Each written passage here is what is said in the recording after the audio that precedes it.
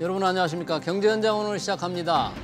삼성전자가 창립 53년 만에 파업기로에 놓였습니다. 임금 인상을 놓고 회사와 대립하고 있는 노조가 쟁의 준비에 들어간 건데요.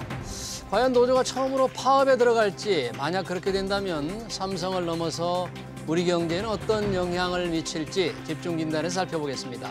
유튜브 실시간 댓글로 의견 주시면 토론에 반영합니다. 경제현장 오늘입니다.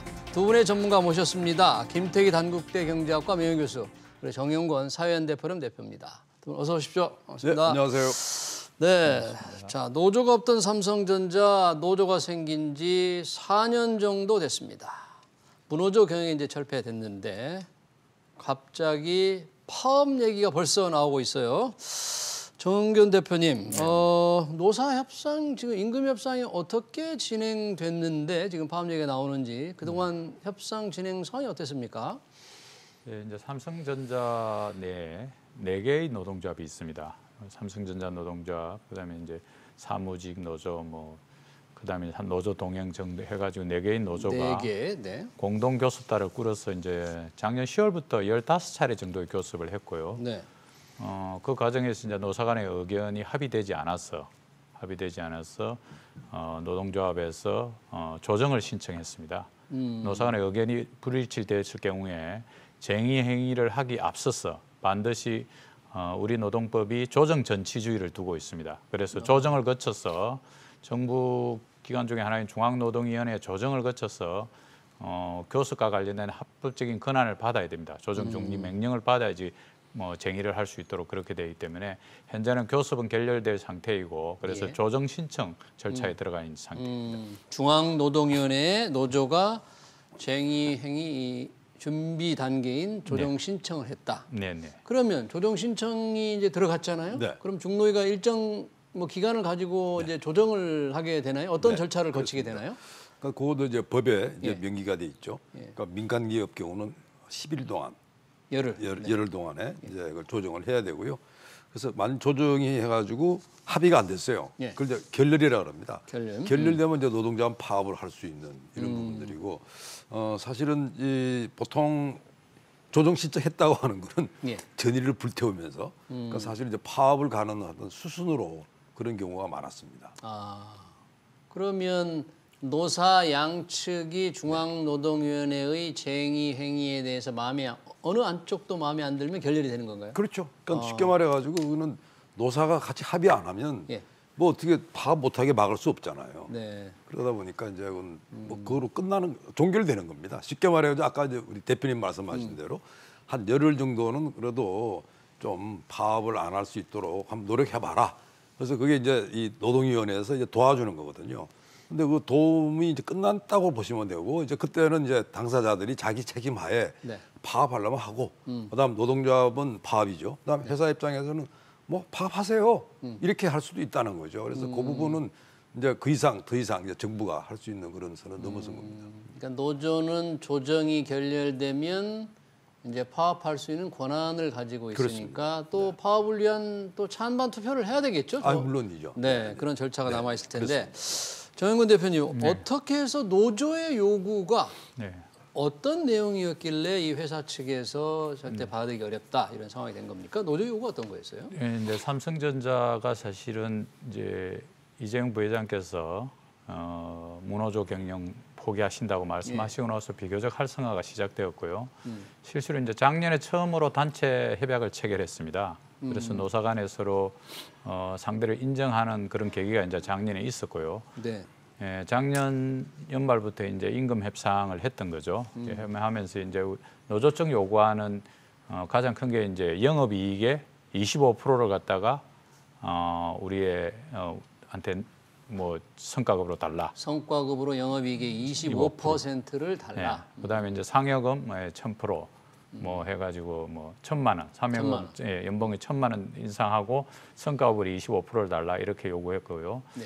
이제 작년 추정 손익이 지금 현재 한 51조 정도 예상하고 영업이익이요? 있습니다. 그래서 이제 사실은 국민들 듣기에는 그러면은 인당 기준으로 하면 삼성전자 전체 직원이 11만 조금 넘어가는 이런 구조인데 인당 한 1억이 넘는 지금 요구를 하고 있다 이렇게 해가지고 야 이건 너무한 거 아니냐 이런 말씀도 나올 수 있는데 사실은 이제 삼성전자 노동조합이 아직은 경험이 일천한 상태이고요. 또 한편으로 노동조합의 요구라는 것이 그걸 다 받겠다는 것이 아니고 예. 좀 올려놓고 이게 이제 노사교섭이 박애인하는 과정 아닙니까? 협상. 그래서 협상하는 과정에서의 어떤 우리의 요구를 좀 강력하게 전달하는 측면에서 크게 이제 영업이익의 25%, 그다음에 연봉 1,000만 원으로 일괄 인상. 1,000만 원 일괄 인상. 예, 이 두 가지를 요구하고 있습니다. 야, 저기 보니까 연봉 1,000만 원도 대단한데 영업이익의 25%를 성과급으로 지급하라. 사실 삼성전자 이번에 그 성과급 지급하기로 했잖아요. 기본급의 200% 다 주고 네. 반도체 사업 부분은 또 300%를 더 얹어주기로 했는데 그렇죠. 네. 지금 관건이 영업이익의 25% 성과급 노조의 요구. 우선 이 부분에 대해서 우리 교수님 어떻게 보세요? 뭐 노동조합이 요구할 수 있죠. 근데 사실 이 삼성이 이익을 어떻게 창출하느냐 그 네. 구조를 보게 되면 좀 황당하다고 이렇게 볼 수 있죠.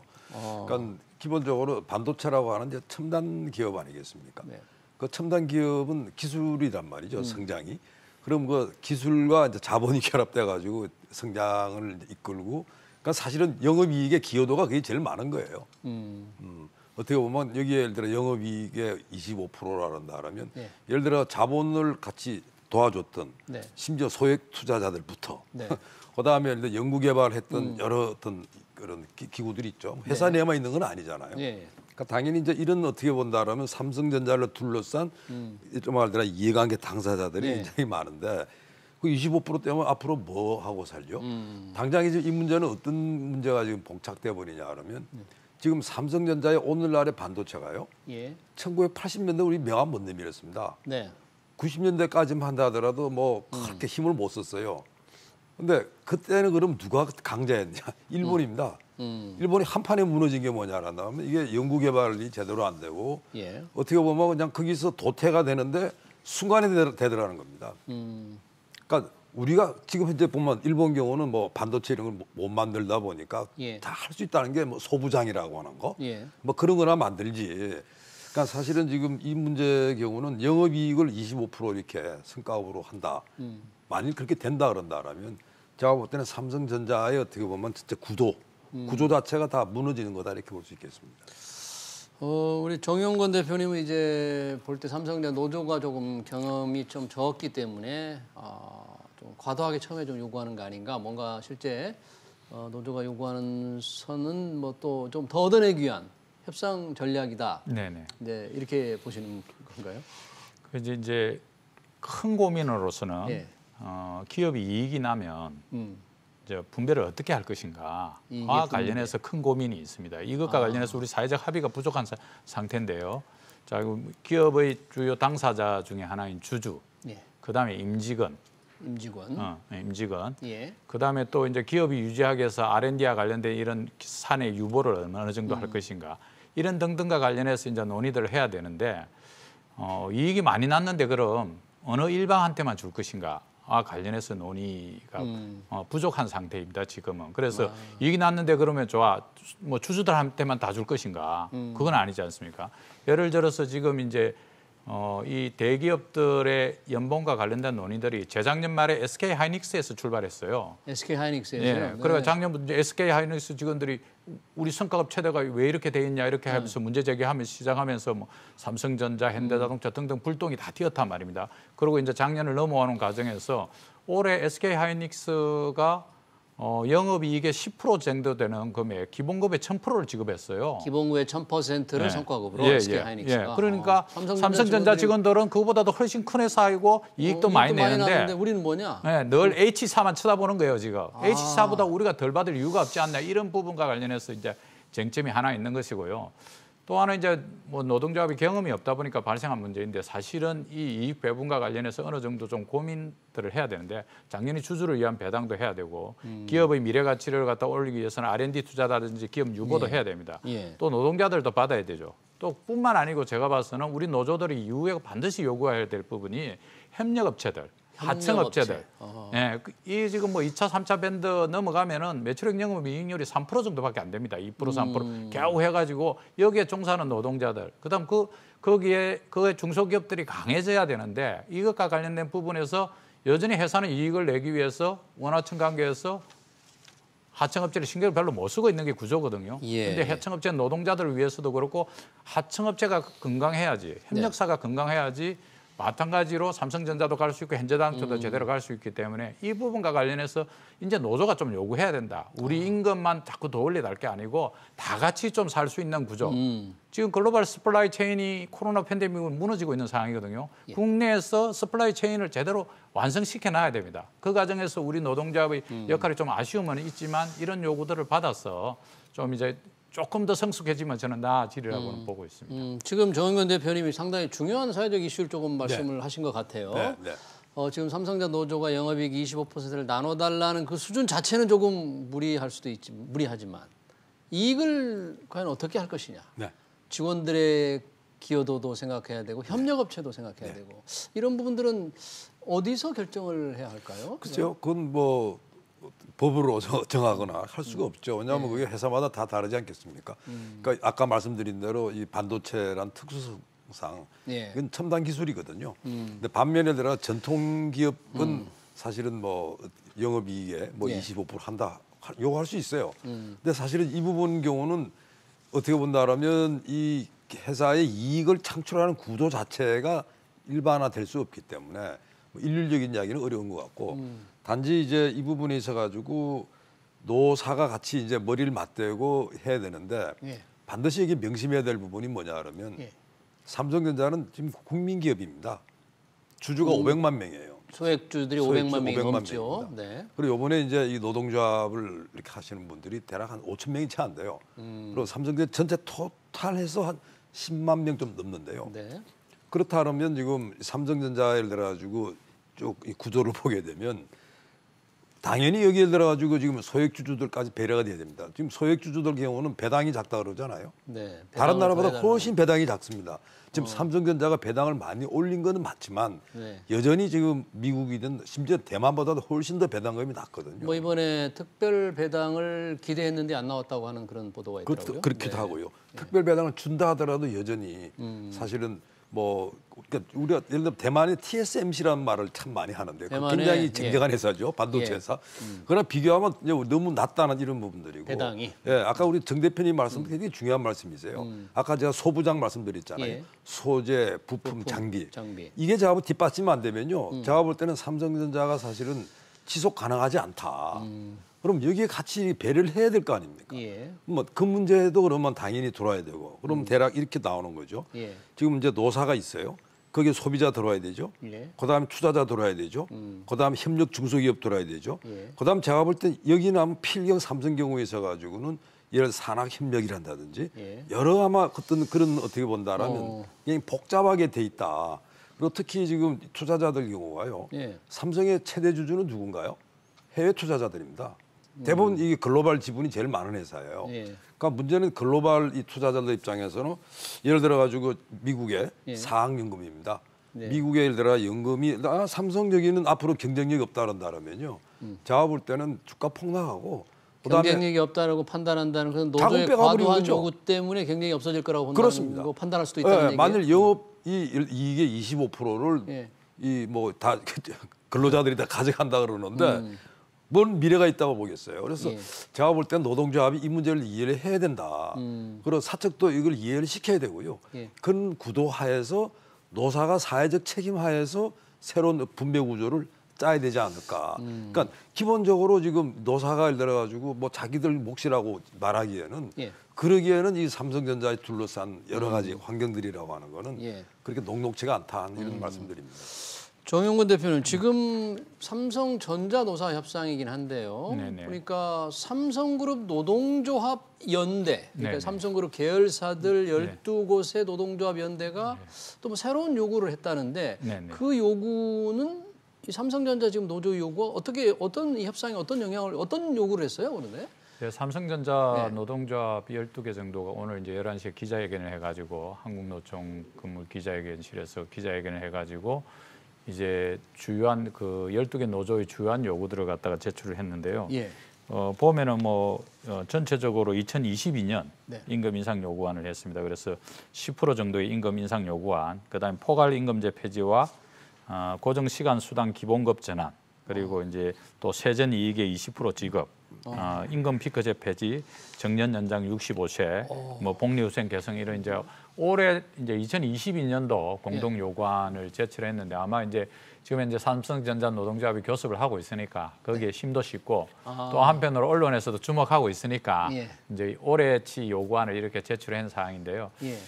뭐 삼성전자 노동조합 12개 크게는 이제 제조업 전자를 중심으로 디스플레이 제조업이 한 축이 있고 그다음에 이제 뭐 생명, 화재, 카드 뭐 이렇게 금융을 중심으로 한 이 두 축으로 나눠 가지고 이제 요구 조건을 좀 걸었는데요. 여전히 뭐 이제 교섭을 요구하고 그다음에 삼성전자의 노조에 대한 힘을 싣기 위한 부분인데 어떻든 이제 지속 가능한 성장이라든지 또는 이제 노동조합의 사회적 책임과 관련된 내용과 관련해서는 빠져 있는 부분들은 좀 대단히 아쉽다. 그렇지만 또 한편으로 보면 지금 교섭의 과정은 보면은 이렇게 교섭이 전자 어려워진 게 대표 교섭위원이 뭐 회장도 아니고 부회장도 아니고 부사장도 아니고 사장도 아니고 전무에서 상무로 객하시켰어요 오히려 회사가. 저쪽 사측에. 네, 사측이. 그러니까 노동조합 입장에서는 이거 교섭하다가 교섭위원이 전무도 아니고 상무로 낮추는 이런 방식으로는 사실은 좀 사회적으로 설득도 안 되고 노동조합 입장에서도 자존심도 상하고 이런 부분들이 있기 때문에 그런 미미한 것들이 오히려 대화를 갖다 방해하는 요인들이기 때문에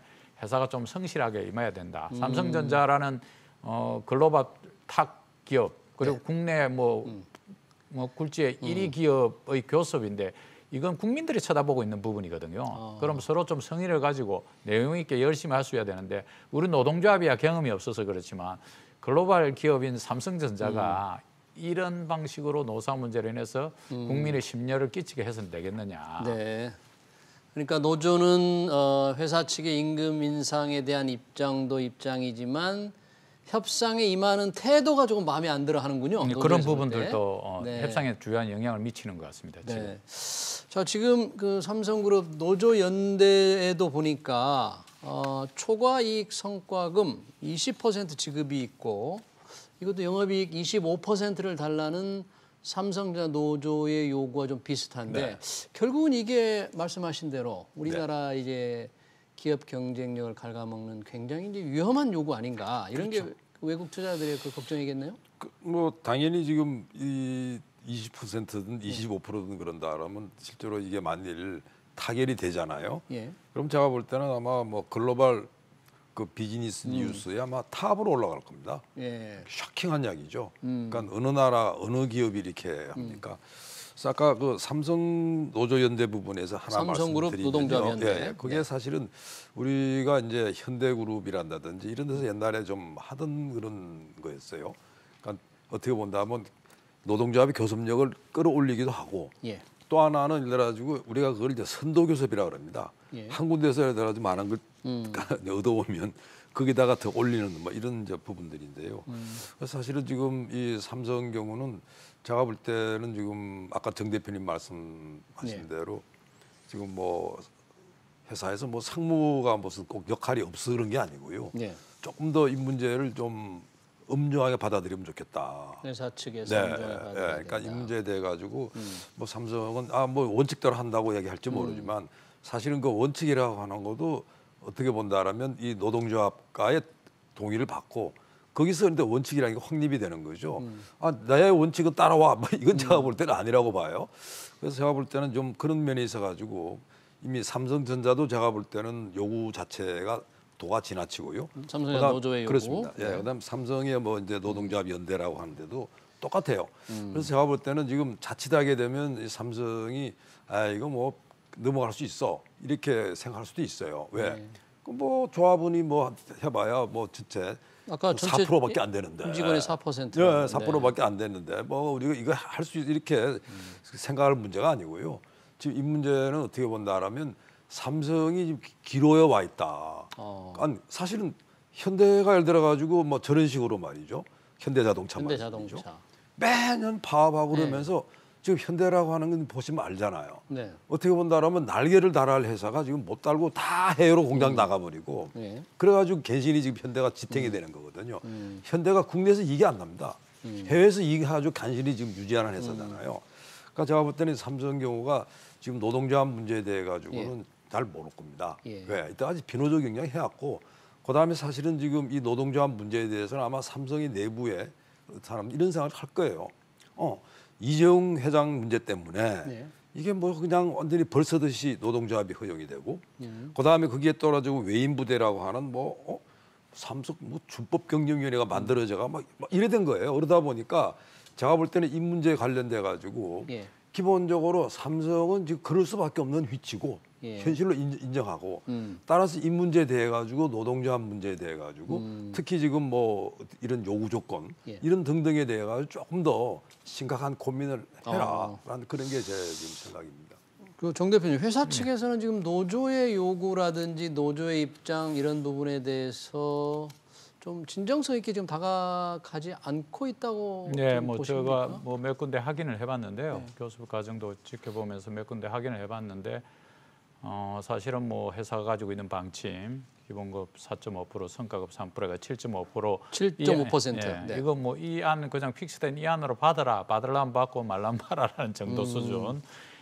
이 정도로 접근하는 건 곤란하다. 얼마 올리든지 간에 서로 상의해서 처음부터 현재 회사의 조건은 어떻고 뭐 연구개발은 어떻게 되고 그다음에 글로벌한 사항은 어떻고 이렇게 좀 해서 서로 좀 논의하는 과정이 있어야 된다는 것이고요. 사실은 뭐 정확하게 숫자는 뭐 밖으로 외부에 드러나지 않고 있어요. 조합원 숫자를. 왜냐하면 조합원. 조합원들이 뭐 전체 뭐 글로벌 삼성전자에 그동안 그리고 문호조를 갖다가 지속해온 삼성전자의 조합원으로서 이름을 밝히는 것도 조합원들이 부담스러워한다는 겁니다. 그래서 밖으로 그 명단을 갖다 제출하지도 않고 회사한테 조합비를 갖다가 체크오프 해달라고 하지도 않는다는 거죠. 단체 협약이 체결됐는데도 불구하고 그 정도로 위축되어 있는 구조이기 때문에 파업이라는 이런 이야기는 좀 앞서가는 거고요.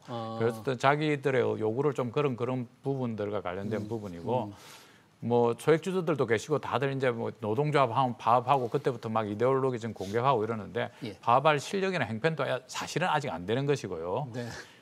뭐 그렇게 타결되지도 않을 겁니다. 그리고 뭐 교수님 말씀하신 대로 예를 들어서 25% 초과이익이 25%인데 오늘 약세장인데 삼성전자 주가도 오르고 있거든요. 예.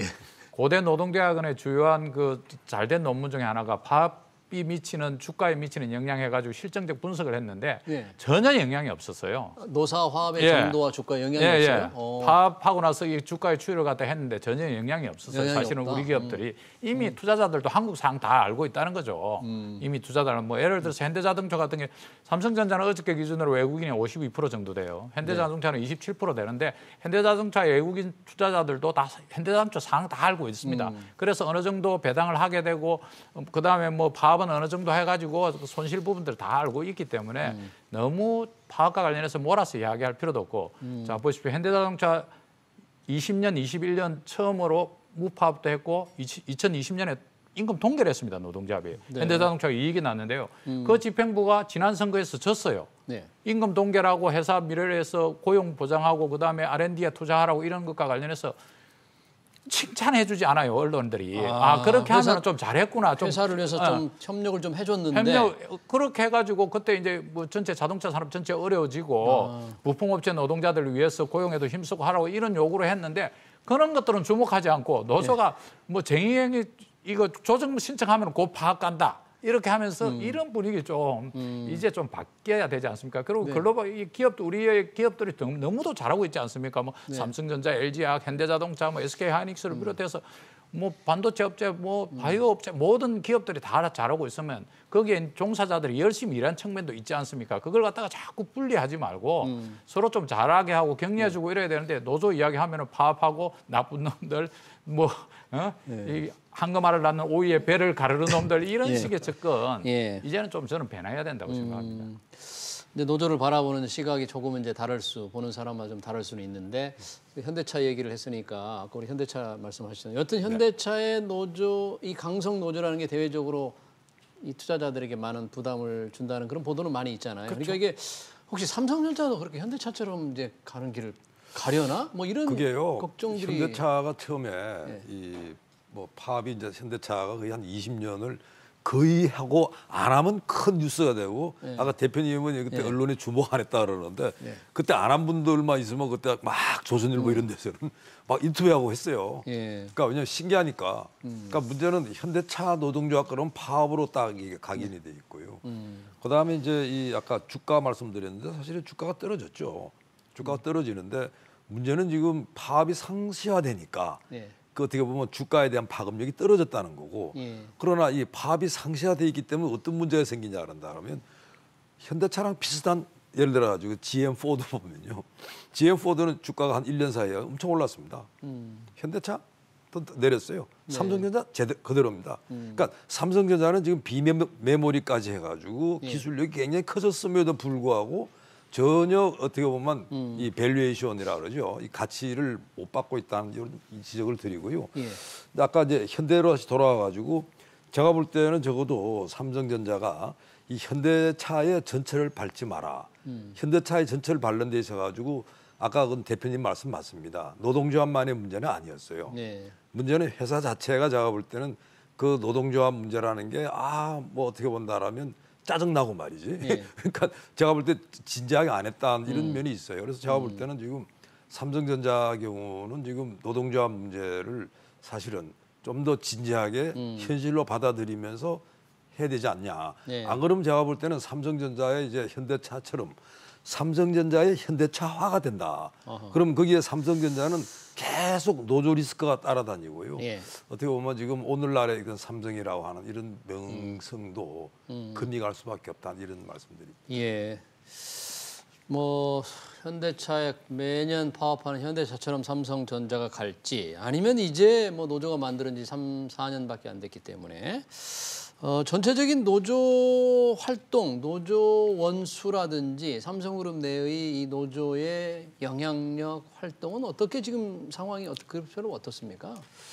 예, 이제 삼성전자가 가지고 있는 국내에서 영향력 때문에 사실은 노동조합과 관련해서도 예의주시할 수밖에 없는 그런 구조인데 실제로 노동조합은 이제 막 맹하기 눈 뜬다 뭐 이런 정도 수준입니다. 그래서 아까 말씀드렸지 않습니까? 조합원 명단을 갖다가 밖으로 대외적으로 내놓을 수 없을 정도의 상황이기 때문에 사실은 조정 신청에서 합리적인 결과가 있고 또 이제 1차 조정이 금요일 끝나고 나면 토요일 날 대의연대가 있기 때문에 거기서 또 논의를 하고 해서 저는 뭐 원만하게 가리라 보는데 그 원만하게 가는 과정에서 역할은 사실은 회사에 있다. 삼성전자 사측에. 실제로 학계에서도 노사관계에서 핵심 당사자는 노조가 아니고 사측입니다. 회사가 어떤 입장을 가지고 갈 거냐는 부분인데 지금까지 우리 국내에서 삼성그룹, LG그룹, 현대그룹이 있으면은 삼성은 아예 노조를 못하게 했고 예. 현대는 뭐 붙어서 싸웠고 네. 이제 LG는 이제 대화를 통해서 해결하는 방식으로 이렇게 한 거 아닙니까? 그래서 어떤 모델로 갈지 노조를 아예 인정하지 않는다고 이렇게 하지 않았고 이미 이제 무노조 시대를 접겠다고 이재용 부회장이 이야기했기 때문에 네. 어떤 노조로 갈 것인가의 선택은 회사한테도 상당 부분 달려 있다. 그래서 회사가 끊임없이 대화를 하고 관계를 형성하는 과정에서 내년 임금 이렇게 정해서 결정하지 말고 교섭에서 어떻게 했으면 좋겠냐 물어보고 그 노조의 의견을 잘 수렴해서 가면은 그렇게 무리한 요구들이 나오겠습니까? 네. 사실은 줄 생각도 없고 노조에 대한 인식이나 이런 것들이 여전히 아직 삼성전자의 인사 뭐 로무라인 이쪽에서는 제대로 서 있지 않다. 저는 이렇게 볼 수밖에 없고 네. 노조는 조금 더 성숙해져야 되리라고 생각하고 있습니다. 그래서 양측이 조금 합의점을 찾을 수 있을 것으로 대표님은 보시는 저는 뭐 최종적 파국으로 가지는 1차 조정 대의연대를 거치는 과정에서 합의해내는 것이 노사 모두를 위해서 힘은 노조가 없지만 국민이 받아보는 삼성의 노조관과 관련해서 삼성 사측에 답해야 되고 노조는 무리한 요구를 거뒀지만 이번 현재의 조건에서 2022년에 어떻게 할 것인가와 관련된 디딤돌을 놓는 측면에서의 그 양보 이런 것들을 통해 가지고 합의하지 않으면은 노사가 다 국민들이 지켜보고 있기 때문에 되게 어려울 수밖에 없을 것 같습니다. 우리 김태희 교수님은 이 지금 협상이 결렬이 되는데 이 상황이 어떻게 결말을 향해서 가게 될 거 네. 예상하세요? 우선은 노동조합이 완전 초보거든요. 네. 예, 초보입니다. 그래서 사실은 노동조합이 뭐 노련하면요. 예. 이런 일을 올 때 뒤에 퇴각하거나 협상했을 때 양보할 수 있는까지 염두에 둬야 되는데 너무 나가버린 거죠. 그래서 사실은 노구상이 너무 그렇습니다. 나갔다. 예. 그러니까 보통 이제 노련한 이런 협상가들은요. 예. 다음 수순을 봐요. 근데 문제는 지금 이 삼성전자 경우는 노동조합이 파업을 벌인다 하더라도 파업이 위력이 별로 없다. 그러니까 보통 파업이 위력을 보이려고 한다면 파업이라는 이 금을 뺐을 때 보금이라 그러죠. 그게 예를 들어 가지고 생산을 완전 중단시키고 뭐 이런 힘이 있어야 되는데 파업하게 되면 그 정도 영향이 없을 거로 보십니까? 삼성전자는 제가 볼 때 공장 그거 별로 가동의 안 될 거라 문제에서? 봐요. 네. 왜냐하면 이게 사실은 이 삼성전자가 완전 거의 장치 산업입니다. 네. 그래서 많은 부분들이 제가 볼 때는 설사 파업에 들어간다 하더라도 회사 내에서 다른 엔지니어들이든지 대체 이렇게, 인력. 예, 그뭐 대체 사내 대체죠. 사내 대체예요? 외부 대체는 아닙니다. 네, 외부 뭐 대체는 이런 식으로 해가 하기 때문에 제가 볼 때는 아마 파업 자체가 무력화되고 이래 되게 되면 아마 노동조합 자체가 또 한 번 어떻게 보면 큰 혼란에 빠지지 않을까 이런 생각이 듭니다. 네. 여튼 뭐 삼성 노조와 회사 측 모두를 위해서 좀 원만한 타결이 이루어지길 기대하겠습니다. 지금까지 삼성 노조 파업 관련해서 김태기 단국대 경제학과 명예교수 그리고 정은근 사회연대 포럼 대표였습니다. 고맙습니다. 네, 감사합니다.